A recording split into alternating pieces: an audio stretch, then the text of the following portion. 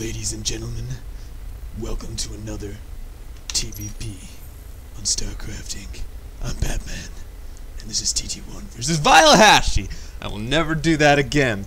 Unless I do the Hulk. I should do the Hulk next. Incarnum Smash. MTT1. MTWTT1. That's the one. Yeah. This is a Protoss versus Terran on Antigua shipyards. Booyah. Shka. That's how this is going down. I haven't done like a real production tab. I haven't done like a real high quality cast in a while because everything I've done has been on like my stream, my live stream, and then transferred over to YouTube. But now that we're back on the original channel, let's do it like we used to. Yeah. Oh.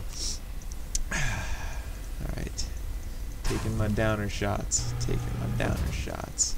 We'll get through this together. Together. VileHashe starting to wall off. Now, Terran doesn't always wall off, but lately they have been. I actually haven't seen a lot of Terran not wall off in the last little while. One of the reasons they never used to wall off is because they'd like to hide their tech. And as you can see, the barracks are going back here, so what I'm expecting is a second supply depot right here, and a couple of Marines, just to create a choke so not as many units can get up at the ramp.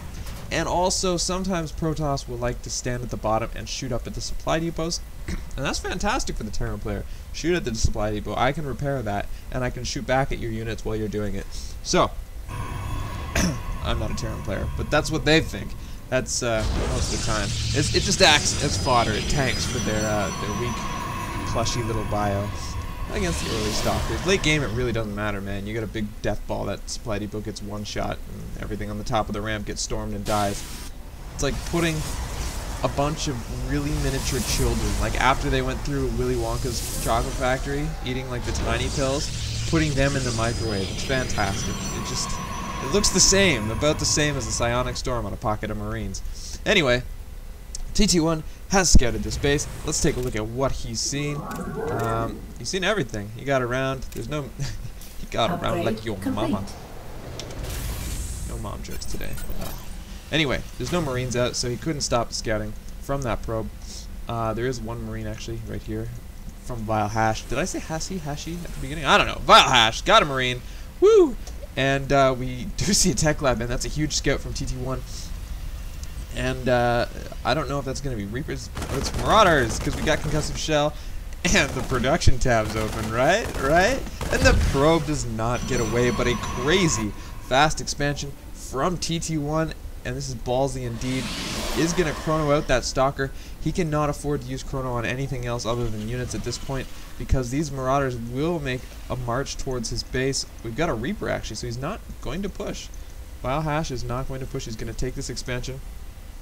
Which I'm surprised, because I don't think, taking a look at VileHashe, he hasn't scouted anything. Research complete. He has not seen his opponent's base yet.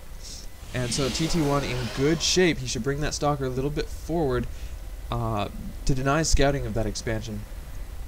That SCV will come into this base now and see everything he needs to see. But TT1 won't be in position to stop that scout. Doesn't really matter though. I mean, long story short, they're both expanding. We do have this Reaper, so it will give him a good choice as to where to send his Reaper. He knows he wants to go for the main, but he knows that those Stalkers are in the main, so he will back off and go take the tower with that Reaper, which prevents the Protoss player from taking the tower with probes, which is good.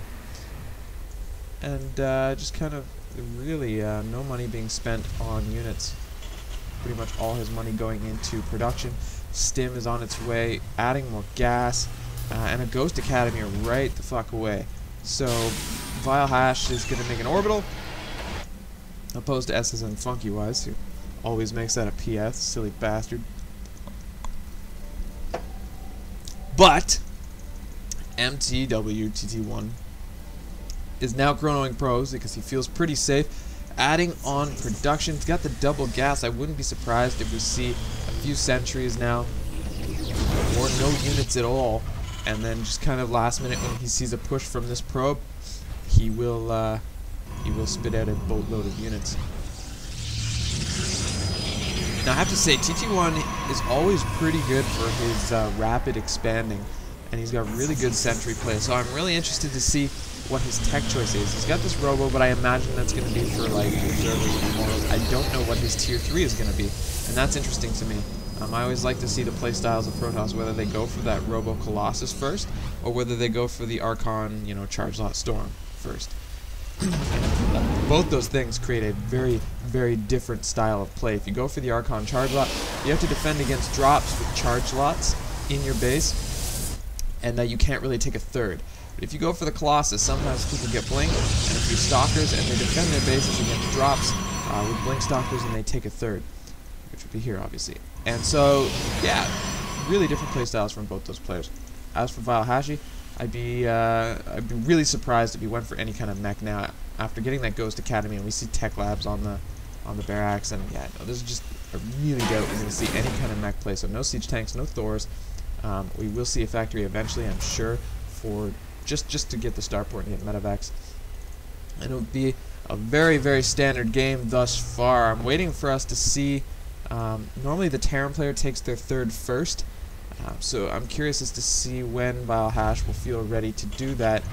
He's also going to want to get his double engineering bays at some point, because as soon as TT1 feels safe, he's going to drop double forge. That's just the way you play PvT now. And there's nothing on the tower. He's so lucky that there's nothing on the tower. A big push coming. I don't know if this is going to pay off for him. I feel like he needs those units back at home. Maybe, I don't know. He's got a good amount of force fields, but if one of those EMPs goes off, and look at all those units, they're just clustered right up. If that EMP hits that, all that force field is gone. And if he gets a good scan up, and then runs up the ramp with a Ghost, here, what are we going to see? There's the scan, and the EMP goes down on all the sentry, as we do see a drop in the Terran main. I don't know if he pulled his line. He looks like he pulled his line as the Terran army pushes right in to TT1's base, gonna get an immortal for free. Pulling his line, the line just vaporizes. Was not worth it, I don't think. Another EMP going down on the sentry, creating a lack of shields, but the second line that gets pulled will be a valuable pull, as it does tank some damage for the army for TT1. TT1 does manage to clean that up. He lost his entire line, he lost his Warp Prism, he lost the units in his push, and he really did no damage to Hashe's mineral line. Hash pulled everything off. So great play by Hash. The timing of his push was beautiful, and TT1 was just caught with his pants down, had his units grouped up at the top of the ramp, and just a great exploit of the use of ghosts. Just beautiful use of ghosts. That scan, that EMP, so simple, but it gets neglected. Not enough players scan and then EMP. I mean, like, it seems like such an obvious choice. And here's what I was talking about. There's the double forge. I don't know how long they've been there, but they're not being used. And it's because he kind of feels naked. They are finally upgrading units, or yeah, upgrading upgrades. We do kind of have a low gateway count from the Protoss player. He is adding some more. No, he's adding a robotics bay. I feel like he's kind of forced to go Colossus. He can't afford to pump out like a mass gateway style. And there we see the VileHashe taking his next expansion. And like I said, this is not indicative of the Protoss being behind. As he takes that expansion, you're going to see VileHashe's Bio army just kind of get a little bit smaller than it could be, especially as he moves into starport tech. But those dropships are going to be so valuable. And here we do see a factory coming forward, and it will get a good look at the Protoss base. I'm glad he hit his robotics bay over here for TT1's sake. It will be scouted last by the factory, but I doubt that TT1 will be able to destroy this anytime soon before it scouts everything it needs to see. Although it will turn around, which is shocking to me. However, I feel like it will see a Colossus come out. No, it's too far away now, and command center goes down. I think this is an excellent way to take an expansion. Why push? Just scare him with some scouting. Like, if you can get this factory in his base, he's going to be so distracted because he's really worried about that seeing what it needs to see. I like that a lot. So we do see a bio army pushing out onto the map. And it's going to tag the gold mineral field, maybe check a tower. It does have the tower site. And we'll use this factory as high ground vision. for maybe another deadly EMP. And I don't know why TT1 has not learned his lesson. Like, what if a Ghost had Cloak? What if a Ghost had Cloak would walk right up the ramp and just owned his face? I don't know why TT1 has not learned his lesson. You do see a probe go down, a scan go down. Spread your sentry, you idiot. So he force fields a little early, trying to kill some time, and EMP goes off on all the rest of the sentry and both the Immortals. Look, both of those Immortals lost all their shields. That instantly takes away their ability to use their concussive shell. TT1 forcing himself into a choke that is not optimal for him to fight in. It's only good because he has the Colossus, but he's using both his Immortals here, using them to tank a lot of damage here, and the nice spread on his Colossus. VileHashe cannot fight this with the small army that he has. There's quite the big ball here for the Protoss, and nice spread by VileHashe, forcing the Colossus to spread their fire, unable to hit as much as they want. And just, yeah, I think he did optimal damage there, but VileHashe will have to pull back. His numbers are just too small. Now forcing another stim, which is actually good for TT1. But doesn't matter. There are a few medevacs left. They will be able to heal up VileHashe, and obviously TT1 cannot push into that, so good choice to back up. A scan going down to make sure he's not following up with that attack. And this base actually made into a PF, which is okay, because the Terran player has quite the advantage here. He is not taking mineral line damage like TT1 did. TT1 actually is kind of restoring. Take a look at the income tab, 54 to 59. So the Terran is ahead in Harvesters as well. He's got those wheels, so Terran player is in excellent shape. Tried a little bit of a doom drop there, but good spotting by TT1. Almost lost an entire medevac full of Marauders, which would have been bad. But VileHashe just keeping a constant eye on this base. I feel like as VileHashe gets this more and more saturated, it does force him to be ahead, and TT1 can't afford to let him get too huge of an economic advantage. And a single stim Marine running forward to scout.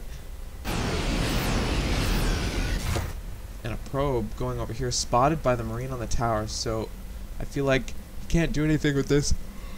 Oh my god! But I feel like the only reason it... Oh, it is going to drop a pylon. I was going to say, I feel like the only reason it was even going anywhere is because it was going to scout for this base. But that's not the case, and we do have a huge bio ball here for the Terran player now. And I don't know. I don't know if TT1 has enough stuff, especially with these Vikings. Although I don't see any ghosts in this army. We have no ghosts in this mix. So he sacrificed ghosts for Vikings, which could pull into TT1's favor, but I don't know. He's got a lot of Colossus. Oh, there are two ghosts there. Ooh, softening up the army quite a bit, and the Stalkers were in front, which is huge for VileHashe. And there are just so many Colossus though, and they're doing so much damage to the ground army before the Vikings can focus them down. And some good micro from TT1 and a warp in, killing all the Vikings, killing almost all the ground army, and we do have TT1 back in the lead. Is it an upgrade advantage that's allowing for this? He is 2-2 opposed to VileHashe, who is 0-1. Falling behind on his upgrades could be his downfall. And I mean, like, he's not just behind on upgrades, he's being devastated on upgrades. There's no reason why he should be that far behind, especially given his lead that he's had all game. I don't know. So the drop for VileHashe is sitting right here outside of TT1's base at his third. He's finally taking this third, and he will do a little bit of a counter push, maybe to engage that that PF. I don't even know what his mindset is right now. VileHashe sticking to that Marauder count, even though there was a huge Zealot count for TT1. I'm not sure why the Marauders were his choice. That is a PF, and TT1 is forced to go home because it is a PF. Never engage a PF unless you can absolutely skull fuck it. And warps in Stalkers. That's not the right choice. And look at this, VileHashe will be able to deny this base. There's no way he can save it. And TT1 does have to cancel the expansion. And VileHashe manages to save both his medevacs. And actually walking forward with his Colossus, I'm not really sure. But that's about, and he does get the medevac. Will he get another one, dropping all the stuff inside, which, you know, no point. I guess it stalls the army, but he does get that medevac as well. And oh my god, the Viking count is just getting huge. I don't feel like TT1 has replenished his Colossus count as much as he could have. A lot of Stalkers in this mix to deal with the Vikings, but that's a little bit counterintuitive as there are a lot of Marauders on the ground. Will be up to the Colossus to deal with those. A scan goes down, maximizing the range on the Vikings, actually killing a Colossus before the fight even begins. And this is where TT1 needed to engage. What is he doing? Oh, he could have engaged on that high ground with 3 more Colossus than he has now. There's just so many Vikings in the air. Zealots on the ground making VileHashe work for any kills that he can get.